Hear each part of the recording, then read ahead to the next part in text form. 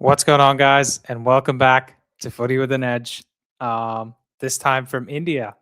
How you guys doing, man? This is kind of like my childhood bedroom, I guess. But it's been like freshly painted and everything, and I've got a brand new sofa bed kind of in this room as well.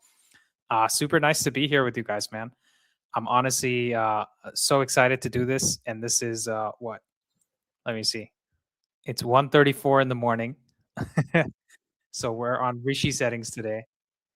Rishi's actually sleeping because his sleep was also disrupted by my arrival to India. But we're here to talk about um, the Glazers actually coming to Carrington for the very first time. Hopefully, you guys can hear me okay. Um, and and that they're actually trying to meet with Ineos and figure out how we can improve things. That's a weird thing for me to say, right? Because for once, maybe the Glazers are looking better than somebody else at this club in one small way, which is that um, they probably have, they're holding Ineos accountable, right? And this is very interesting. We haven't seen this before, and we haven't seen anybody hold anybody else accountable within that club. But for the first time, maybe we have two parties going at it, trying to figure out how we can right the ship and not become worse than we already are right now. So let me just check the comments once because I sound is fine. Childhood room reveal. We hear you. Um, the amount of travel adapters in the back. Yeah. Yeah. Let me just hold on, guys. I need to move my settings around a little bit so I can see what's going on. We got 32 people joining in. Evening, everybody. Nice to see everybody. And sorry I'm late. I took me a while to set everything up. And let me also get my comments up here. Give me 1 second, please.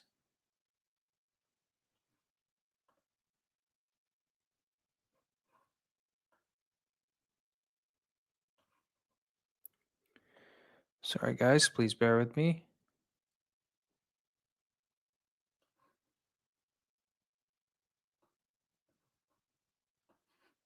Okay, this is very ratchet right now, but we're going to make it work.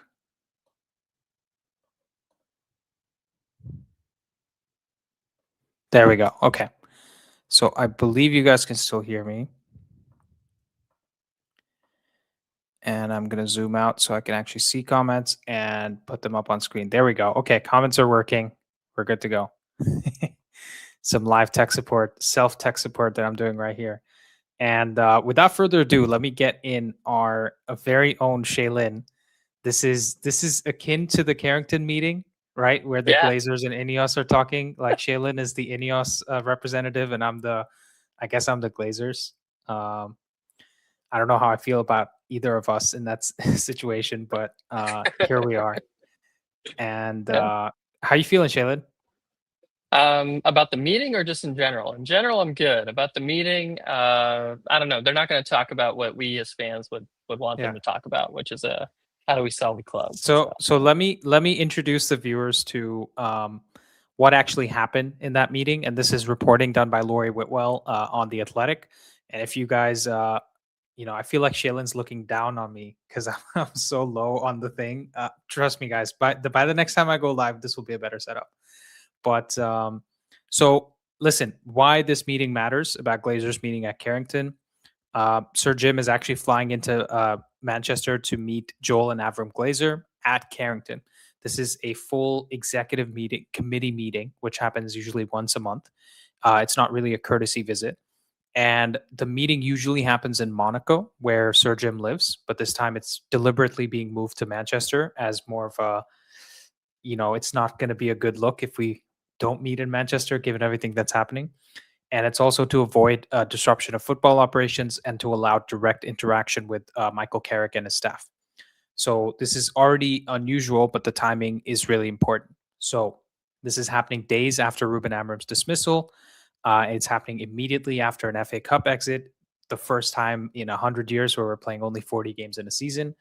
And the fan agitation is certainly at a boiling point. I think the 1958 group, which is pretty popular on Twitter, go check them out if you haven't. They're scheduling a protest for the Fulham game on February 1st, which will be 2 days before I actually fly back to Canada. And the protest is going to be damaging, right?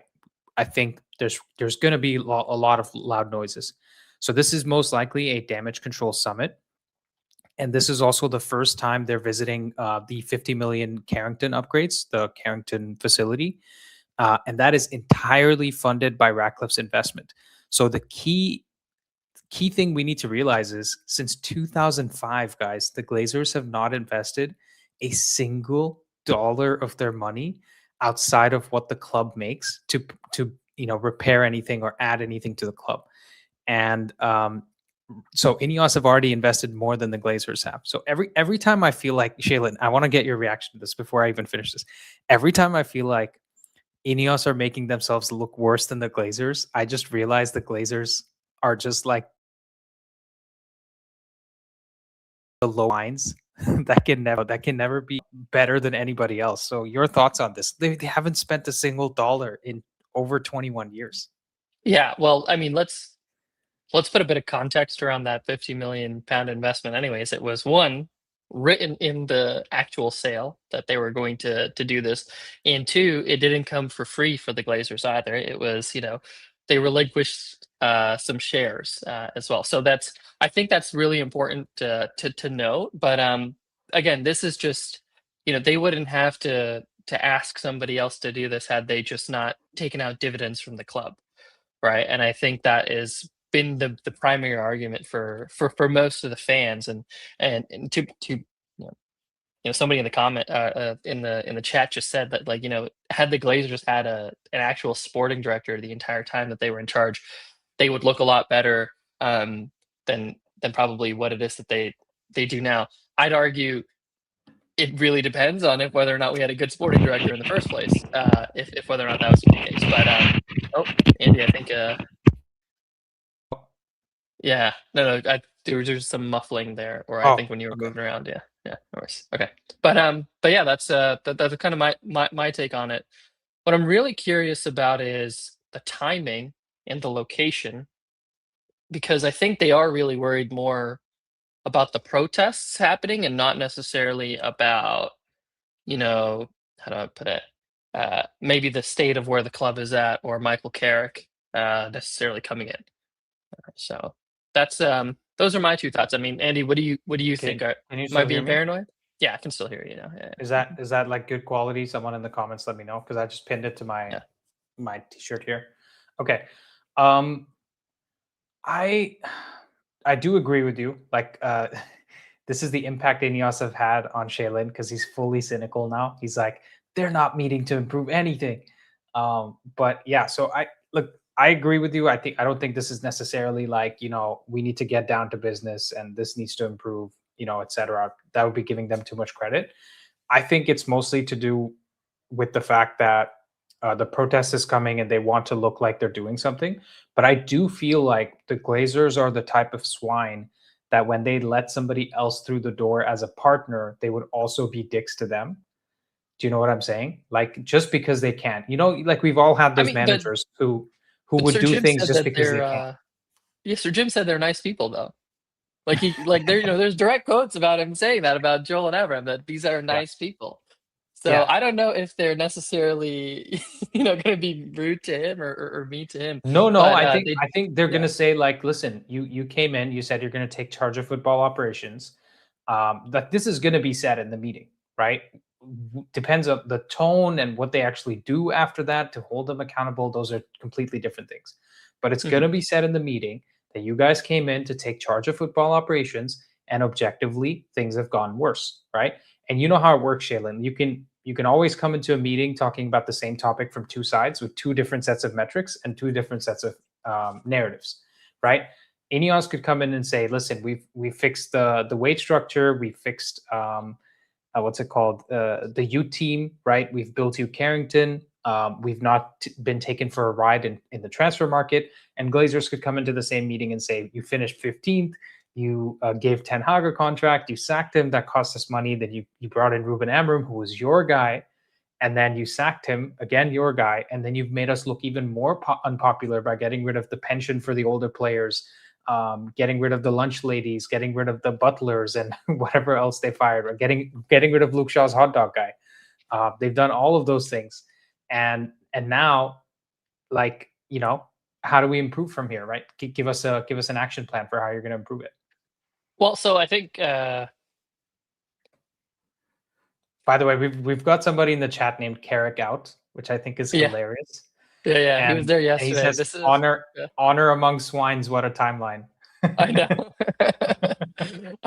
You get Carrick Out is slowly becoming like, one of my favorite people in the chat, because he also wishes he could attend a friend's wedding to escape United for a few weeks. I mean, you had the perfect excuse, right? So, but yeah, look at me escaping United at 1:30 in the morning. Yeah, let's give them the benefit of the doubt here. If they are actually discussing improving the club, right, then and that's the direction that they want to go in. The first finger that needs to get pointed is, with the sporting director, in my mind, of having him justify the decision of why he did what he did, and then them being informed enough to be able to get a second opinion from somebody else that's a part of this exco meeting or whatever, in terms of a brief. Right now, usually when these things happen, like, there's a bunch of slide decks. There's not the only thing that they're talking about from a sporting perspective, but I think the other thing too that they need to consider is, guys, why don't we have a training kit sponsor yet? Like we need one of those, right? On the commercial side, and I think this is stuff that Sir Jim needs to also push back on, because he doesn't own that anymore, and maybe needs to be asking questions from Omar Barada too, because you've done this massive shakeup. What we now don't think is going to be, or at least we don't have a strong degree of confidence in whether or not we're going to achieve Europe anymore. How we're going to make up the gap in that revenue, because if we want to be competitive, we need to spend, right? And so where are your other areas that you can make up that revenue? And that's on the commercial side, right? So the deal with Kohler, the armband sponsor, that's ending. I think it's going to be ending at the end of the year, or sorry, at the end of the season. So who's next? Like who's also then coming in? What are other ways that we can bring the stuff in? I know I've heard about these Saudi Arabia friendlies as a potential option, but I think they're missing out on something close to like 20 to 30 million pounds in just revenue from match day, because of the the less amount of home games that they're now spending, because we're also out of both of the cups. And so to improve the club now I think we need to also think of it in not from just like how do you improve it in the sporting sense, but also from the the commercial side too. And I get it, right? Both end up feeding into each other, and it becomes this virtuous cycle. But I don't think we look good on either of the fronts right now. Yeah, no, I agree with you. And honestly, like, people are so upset about this club that in any angle you look at it, they're just going to be very upset no matter what we do. I actually like the idea of friendlies to make some money, because why not, man? We don't have games to watch right now, right? If we have some more games to watch, even if it Should is we in a make friendly like setting.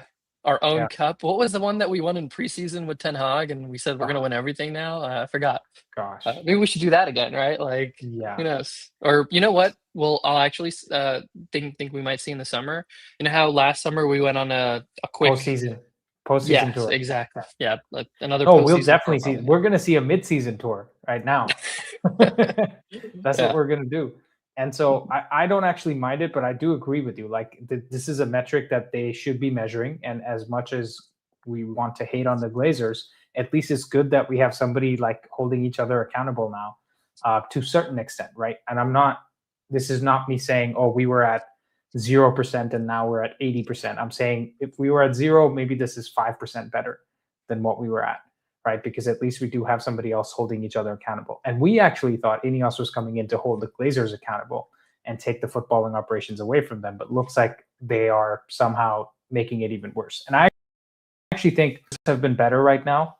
I think it would have looked better in the sense that we might have been higher in the table last season. We might have been higher in the table this season a little bit. But it would have been a case of us hiring the wrong manager, and the effects would have been worse. So again, I think making Ineos 5% better, Ineos are making Glazers 5% better, but we still need like 50% improvement from each sides,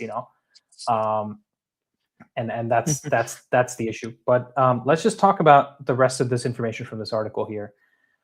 So Ratcliffe has invested in bricks, mortar, and football infrastructure, whatever the deal was, right? He's not doing it from the goodness of his heart, obviously. But the Glazers have invested in almost nothing, and they still retain majority control, almost double that of Ineos. So what is actually going to be discussed in this meeting? I think Carrick is also going to be a big topic of discussion about what the vision is with Michael Carrick at the club. And the core agenda items are going to include the fallout from Amram's sacking, how that decision has been received publicly, whether United can realistically talk about Champions League qualification or not, while appointing an interim and planning very little January transfer business. And the commercial instability, like we already discussed, is going to be discussed. So, it's not really about footballing philosophy. It's about control, about optics, about stability, about hopefully, being like, please don't protest against us, right?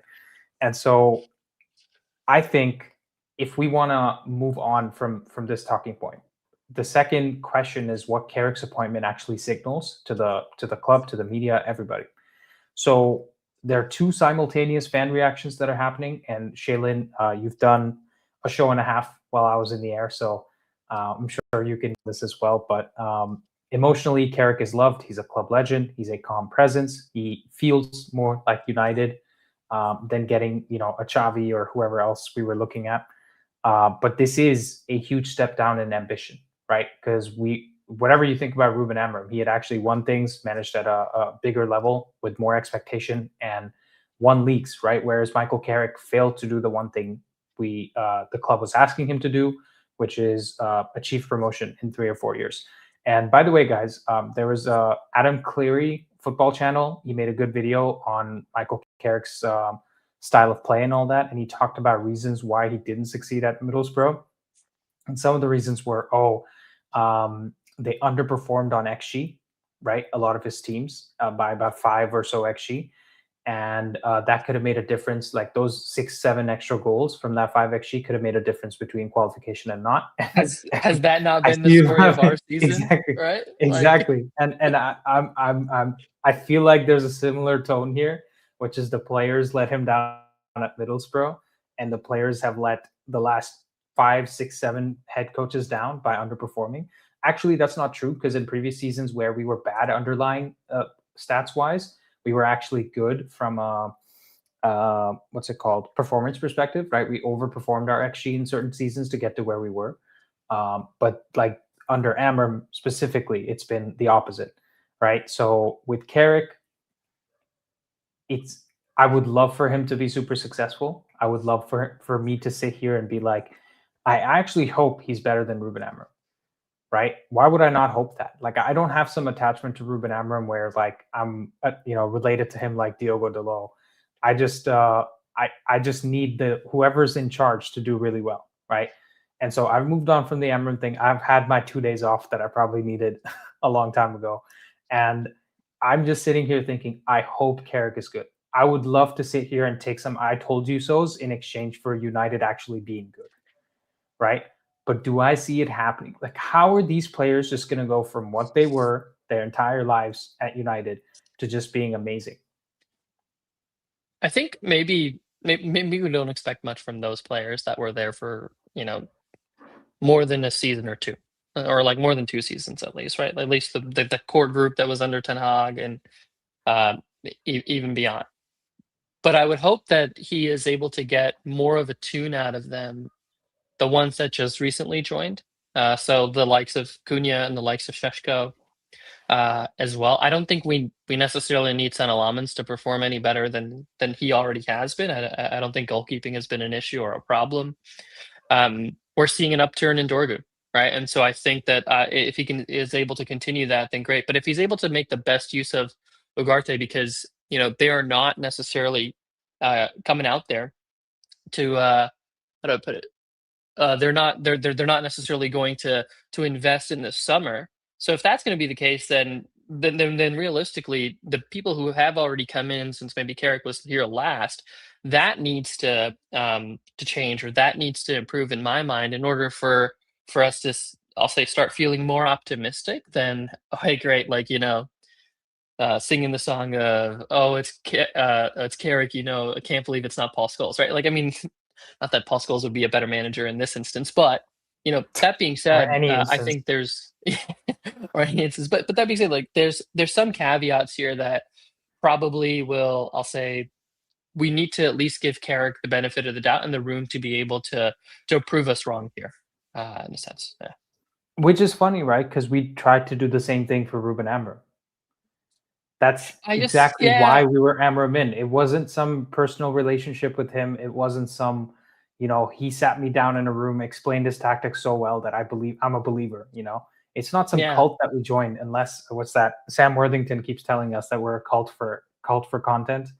yeah, yeah. Um, but that's not what we are. Like, so when I see Michael Carrick walking through that door, when I see him on the sidelines, I wish he can do everything we need to fix at this club, right? I definitely wish that.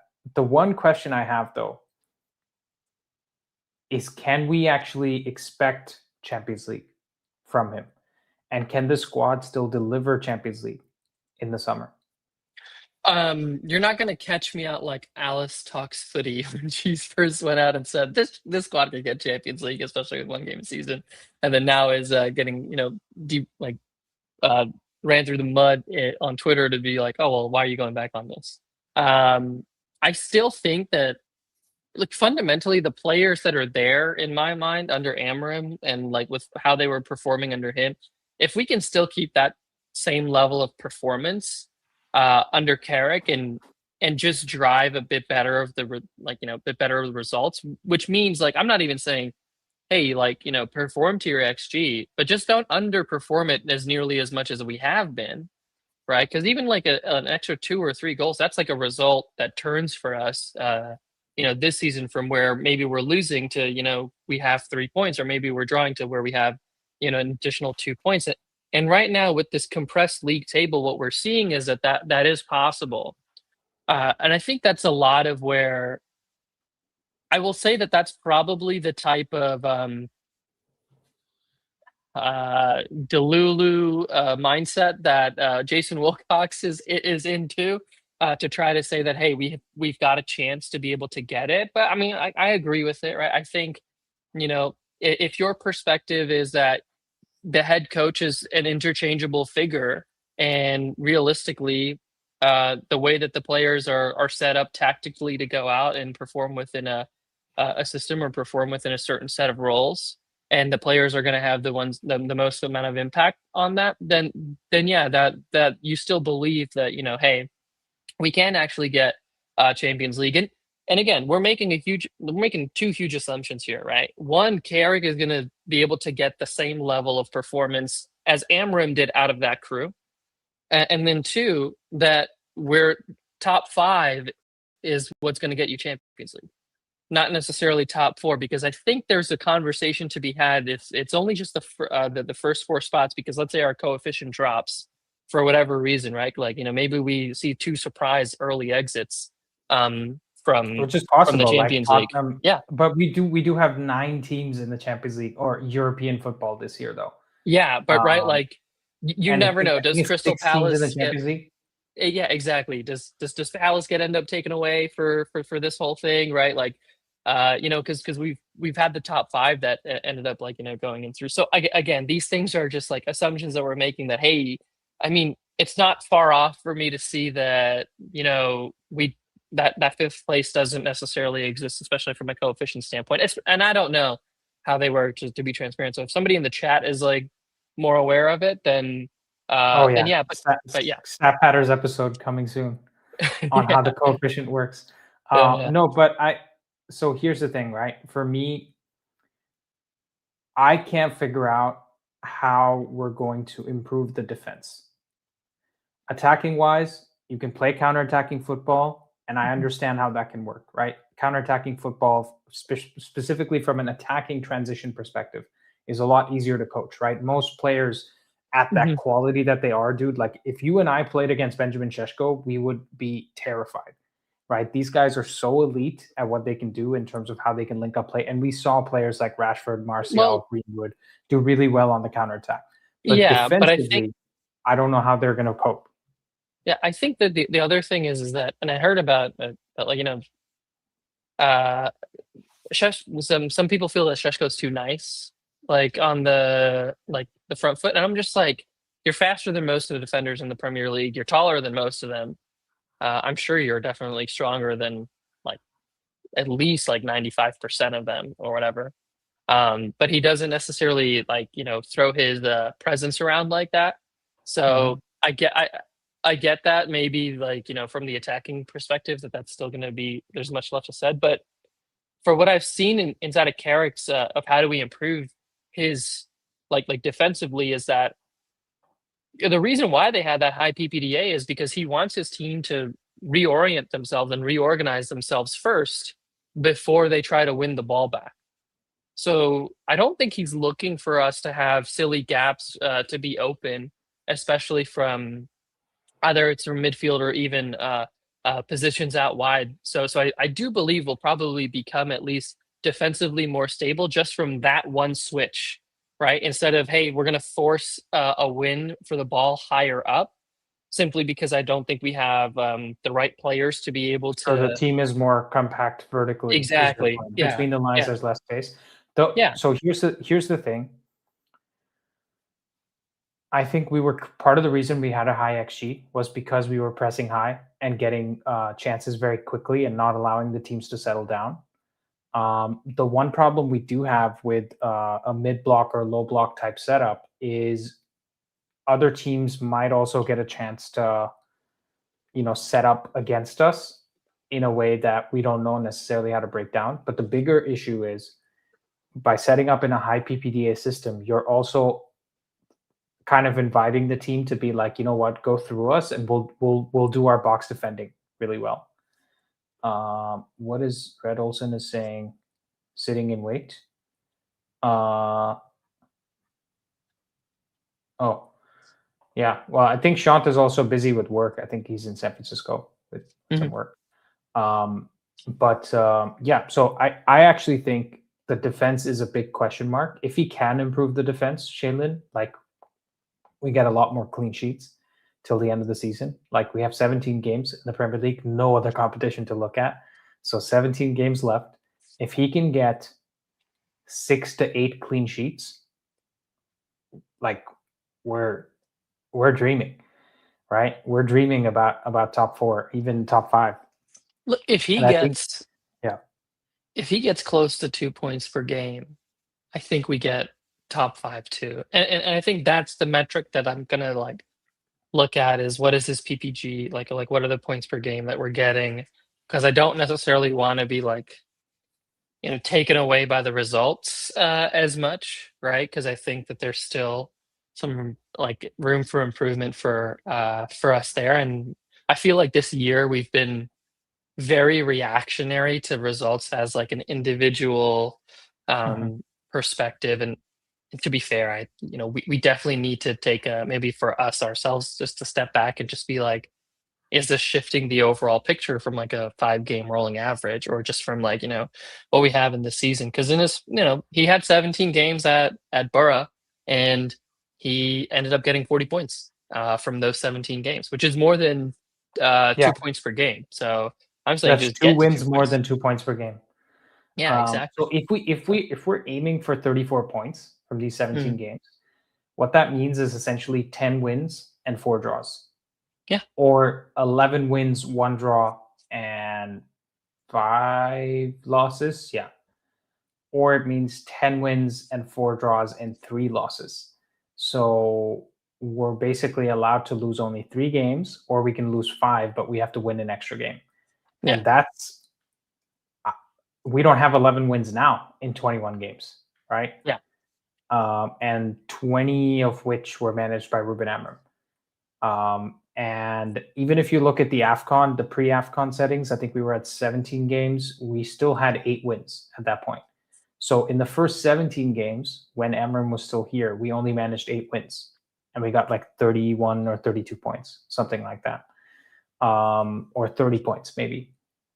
Yeah, and so now I don't know how Carrick is going to improve on that. And I honestly don't care about how that makes Ruben Amorim look or all the "I told you so" merchants that come at me, because I don't care. I just want United to win games, right? Like I said, as soon as he was sacked, I said, we're going to focus on the badge. We're going to focus on the players. If the players can bail us out, great. Now, what is going to be your metric, Shaylin, whether it's eye test or stats wise, to say Carrick should actually be given a chance? Let's say he does get us Champions League. What does that signal to you? That he's great to be able to get us maybe a run of results in the short term, but look, I think Nelson had said it too earlier that he needs to get like third. He just can't just get Champions League. Like he needs to To get significantly the overperform. extension? Yeah, Okay. to be considered for this to be like, oh hey, like we've got something because it's a story we've seen in the past, right? Like where an interim manager can come in. It's a manager that has, played for United in the past. It's a manager who has buddies in the media, and all of a sudden the pressure's off, because we feel like, oh, we've written off the season. So the fans' expectations lower quite a bit. The players feel like they play with more freedom. And then as a result, they end up overperforming, right? Because just the entire narrative shifts to just be one that is all, of less expectation, of less pressure, and inherently becomes more positive around United. And I think what we're seeing today Isn't is that so it's annoying kind of though, that happening. Shaylin? Yeah. Isn't that so freaking annoying, man? Because like, what, you got to get a job for the boys for us to, have some calm in the media? Because you already have Rio Ferdinand being like, oh, you know what, Jason Wilcox was a nice guy. Like I played with him in whatever team, like Leeds team or some shit, right? He had played with Yeah. him. And then there's obviously these puff pieces about Carrick being great, and we're back at the wheel. This is going to be great. Ayush, what's up, brother? For once, we're on the same time zone because you were in UK first, then India, and now I'm in India too. So, how does that feel? I just don't have the lovely pink background that Ayush usually comes in with. I wish I did. Um, is Shaylin frozen? Oh, okay. Yeah, it's good. Okay. Yeah. So last thing I want to talk about, and then I will excuse myself because it's late and my wife is waiting to sleep outside. But good thing is we're both jet lagged, so she can't get too upset. So Sheshko's uptick is probably the one clear positive, right, Shaylin? And I also just realized I haven't updated any of the sidebar promos. So great. Let's go to Sheshko. There we go. Okay. So under Amram, he got 2 goals in 17 matches. Under Fletcher, he got 3 goals in 2 matches. In the Burnley game, he had 39 touches, 13 of them were in the box. He got 8 shots. This is exactly what you want from a striker versus a bottom half opposition. Reality was that he probably should have just scored 3 goals and won us the game, but he didn't. Okay, he's getting his form back. And the quote from Fletcher was, I sat down with him yesterday and showed him videos of his movement and how his opportunities are going to come. He has to just keep believing and keep making runs, which is basic striker coaching, but it does matter. Now, I don't think Amram was not telling him these things. It was more to do with the fact that the chances were being created across the front three, and they just kept happening to come to Mbumo, Ahmad. He had a lot more congestion around the box, whereas now it's a lot more simplified. So if Sheshko has a good game, we probably will do 3 goals. If he has a bad game, we probably don't see that. So what do you think Sheshko still needs to fix? We already talked about too polite in front of goal. And why do you think Carrick could help him? Yeah, I think, yeah. Go for it. Look, yeah, I feel like he does almost so many things right, especially with his off the ball movement. Um, there's nothing physically that I would say, hey man, you need to improve on this or whatever. He just seems like plays a little too nice, or could be, definitely be a bit more aggressive, for sure. I'd probably turn this around and say, I don't think Carrick needs to do much in order to improve Sheshko other than just make sure he's getting the ball in the right positions to be able to do, which I think he can do from a tactical standpoint, especially considering the XG per shot that Middlesbrough had in the championship, and they were number one for that. I think it was almost like 0.1 or 0.13. Like I have the number somewhere. We were talking about it yesterday, but they were in considered to be in first place for XG per shot. And this is what worries me a bit, though, is if we become that one dimensional of like, oh, now it's a lot of it's just going through Sesko. Does that make us a bit more predictable and then easier to play against as a? And so this is where I believe when Cunha comes in, sorry, not when Cunha, when Mbumo and Ahmad come in, I'd be really curious to see how is he trying to get those guys in there, because in Mbumo, you've got a player that can play as a second striker as well. Do you also, split chances between him at the same time? And in Ahmad, you have somebody who can likely take off some of those creative responsibilities that we already have around Bruno, because I'll be honest, like Carrick saw him at his best at Sunderland, right when he was playing against him with Borough. And so does he maybe want to, revitalize Ahmad in that kind of like number 10 or shadow striker-esque role that he played in at Sunderland as well, to be like, okay, hey, this is the direction that we see. So these will be more things that I'm curious about, because I don't think he can do much to improve Sheshko from like where he is right now, other than trying to get him into better positions to be able to shoot. Well, And then if the team can get him the right balls too, right? So yeah, improving Sesko is as much about improving our midfield, making the right passes, making yes, sure yeah, Kobe can actually find the space when Sheshko's through on goal. Because that's the thing, we haven't really seen Sheshko's pace yet. He's actually faster than Cunha. Like yeah, across the distance, he's faster than Cunha, dude. He's yeah, insane. He's the best athlete we have at the club, and we have Patrick Dorgu, by the way, yeah. right? And he's even more athletic than Patrick Dorgu. If you've seen any of his jumping clips and all that, because we've seen Yeah. the jumping, we haven't seen the I pace though. think if you're a defender, a center back, and you're just saying like, dude, I'm about to get into a heading match with him, just don't jump. Because even Oh if like yeah, if it's already like it's worse that he's super tall, but he jumps like Ronaldo. Like he has the guy's oh, technique to be I able to think get, if he gets serious into the same vertical. position as that Ronaldo Juventus header, where he's like a foot above the player that Yeah. he's going up Yeah. against, I think Sheshko would be a higher I think for over the Ronaldo. the one header against Brighton that he had, that it just directly went to the goalkeeper. He was a foot above the defender already when Yeah, he had the ball on him. So I mean, like you're right. I definitely think if honestly, if spamming crosses into the box is a technique for him to just like get it on and then win, like yeah, I could definitely see us doing that late in games for sure. So yeah. yeah. I got Abhishek's asking where I am. I'm in Mumbai right now, Abhishek. A I lot did of not. folks have been asking for a meetup for you while you're there. Yeah, dude. The problem is, I got this wedding to go to in, gosh, what is it? It's the 16th already here. I'm leaving for the wedding on the 18th morning, and I'll be back from the wedding and other stuff I'm visiting on the 26th. At which point I'm going to meet my dad, and there's a bunch of other things that time. I don't Yeah. have any time to meet my friends here, let alone do a meetup, which sucks. I would love to do it, but yeah, we'll do it. We'll do it next time. This for now. This is our meetup. Just know that I'm on the same internet. I'm using the same fiber as you guys, Yeah. or copper, or whatever else is going on here. But yeah. So look, on the Sheshko thing, I do think there's room for improvement. I think Mbumo and Ahmad, everybody getting on the same page, right? Just like we've had to take some time to get on the same page with what has happened. I think the players will also take a little bit of time to get on the same page and say, okay, Ruben Amorim's no longer here. We have to unlearn the things we tried to do under him and learn a new sort of, you know, new system, new style of play, new patterns. And I think it's not going to be that difficult because 4-2-3-1, counterattacking, not. I think the only difficult thing will be just being religious about not pressing, if that's the system he wants to play. But we don't even know if that's what he's going to want to do.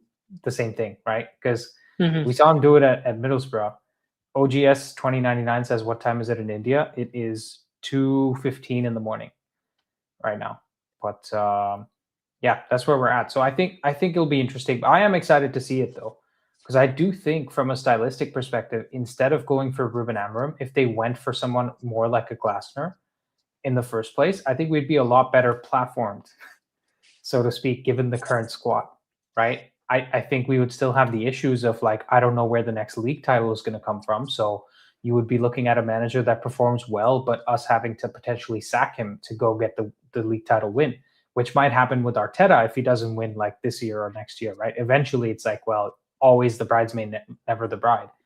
And you need to, like, we need someone to go be the bride. And so at this club, I think that would have been a better step, because you can't just go from 20 plus years of mediocrity to just being like, you know what, we're the big men in town, we're gonna fix everything, we're gonna take us back to the top. Like, that just doesn't happen. And even now I'm worried about that, Shaylin. So how does Project 150 or Mission 21 fit into all this? Because I think that is the core of the problem. Like, I think we have a vision problem right at the top, and then you can talk about mission and head coach and players and transfers. I think the vision itself is broken.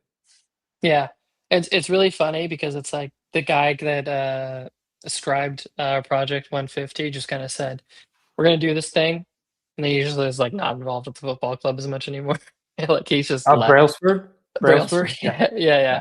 He's like, he biked out uh of Carrington too. It's yeah, annoying. yeah, apparently, right? And so, it's he biked out of Carrington straight back to Monaco 'cause that's he lives right next to Sir Jim. I hmm hear they're No, neighbors, no, he apparently. biked to the yacht, and then the yacht took him to Monaco, and he biked again to wherever he lives.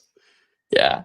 Yeah. But as a serious answer to your question, which is gonna sound hilarious to the people that are watching, the only way that you can do that is significant investment in the playing squad, right? Combined with a bit of luck. You mean still achieve the vision?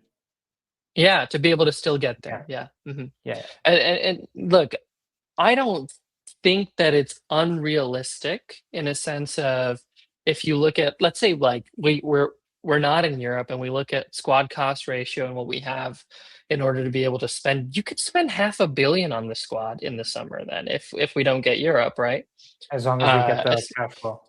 exactly, but we don't have the cash to be able to do it. And I mean, the club had a record year in generating 666 million in revenue, or whatnot. So does that mean like, who's going to come in and invest a 500 million pounds? No one, right? Unless they're going to sell. And then apparently that is a possibility too, right? Maybe they take on a third investor, but then you're going to suffer. I mean, I already think we suffer from the problem of too many cooks in the kitchen, to begin with, which is why a full sale would have been the most ideal situation. But we're not there yet. So the reality of how do you achieve Project 150 without, not necessarily being able to maybe see that level of investment or whatever, is that you find the guy that's going to be the next Messi, the next Xavi, the next Iniesta, the next everything, and then you just hope that it takes them a year to develop and they're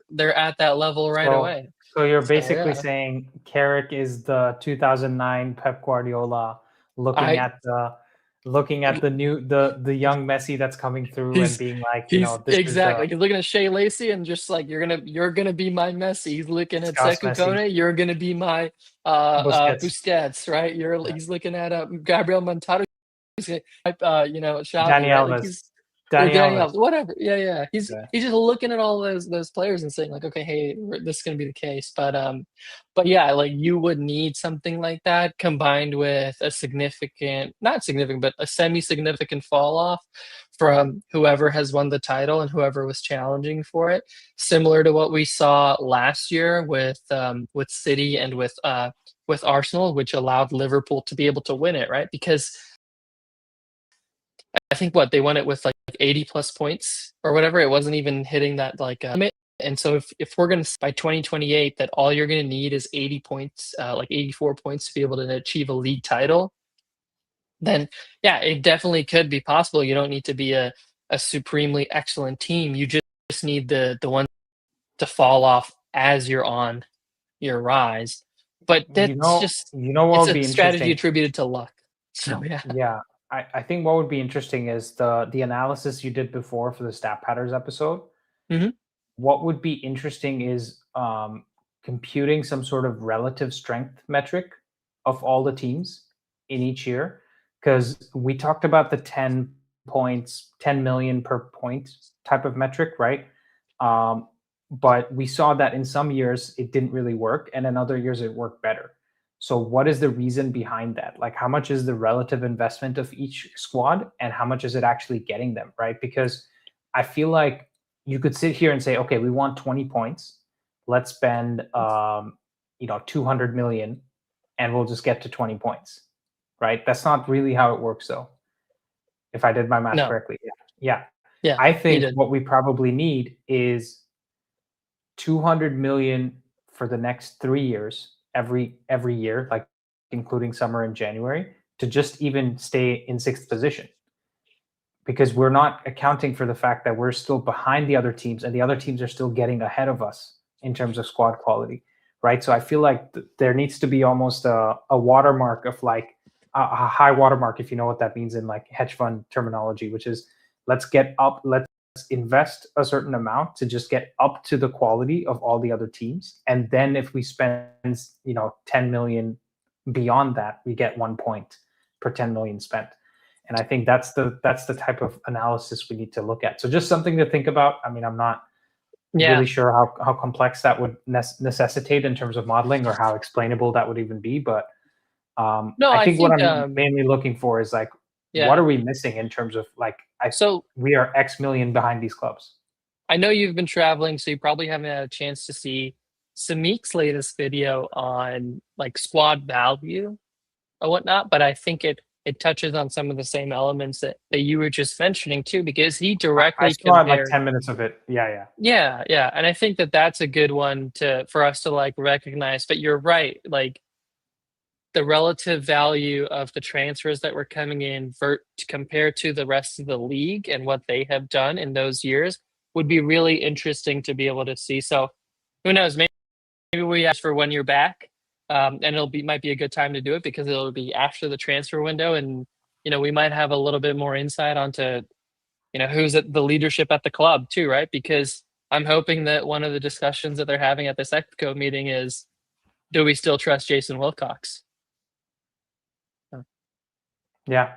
I don't No, think they 100% do. true. Otherwise, they wouldn't go for an interim, and they would just try to go all in for their top target, or would have made it known that this guy's our top target, and I we're don't going to even go think for him. it's about whether they trust him, Shaylin. I think it's more about, we need another fall guy to show that we're making the right decisions, right? I think it's going to be more of that, because the truth is Jason Wilcox is probably just trying to do whatever he can to keep his job, right? So if Sir Jim comes and tells him like, yo, you need to go tell Ruben Amorim to switch to a back five, back six, whatever the hell he wants, he's going to have to go and do that. And he doesn't strike me as the guy who's like, no, you brought me in here to do a job, I'm going to put my foot down. And then in that case, we would have seen him getting sacked before Amorim.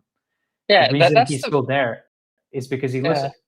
It's really ironic to me when you look at Dan Ashford's departure and the way that Sir Jim operates his other companies as well. He's very like he was very hands-on in things that like you don't expect him to be hands-on with, right? And we saw it even at like United a little bit too. Look, that's it. For those of you that are in the chat, if you haven't heard this, this is actually a true story. Like the Athletic had reported about it. He was teaching our physios running technique for players recovering from an ACL injury. Martinez in particular, I believe, is why he was talking to Who them. was teaching?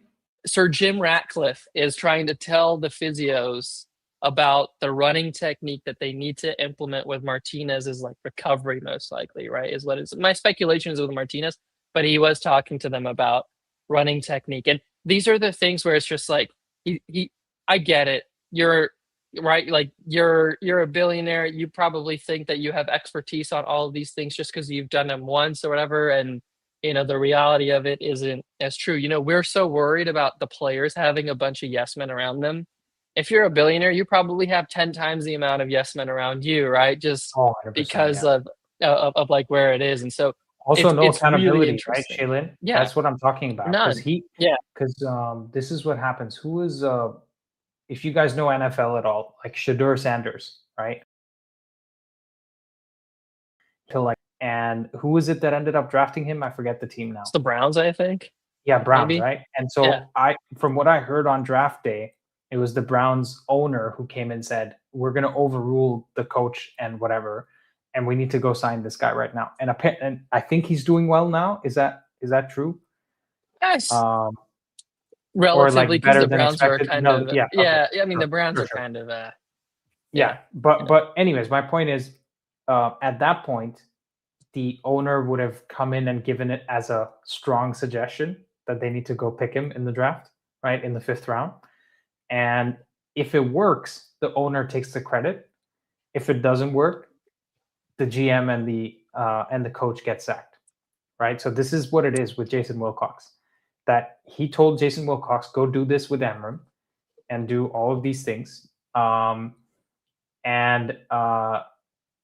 if he did it, it would have been like, oh, Ineos have come in and saved the day again. It's not Jason Wilcox has saved the day. Mhm. And now that it Yeah, hasn't worked out and Ruben Amram has fallen out, I think someone else will also take the blame. They can't just be one fall guy after this bad failure. And I think yeah, all the other things are also going to be attributed to him, right? The Dan Ashworth thing. Or wait, was Dan Ashworth in Wilcox's position and then Wilcox got promoted? yeah. Wilcox like Okay. got promoted into it. Yeah. Yeah, I'm sure they listened to him as a stakeholder internally, right? This is where why Sir Jim felt like it was okay to get rid of him was one, he wasn't giving a dynamic enough suggestion.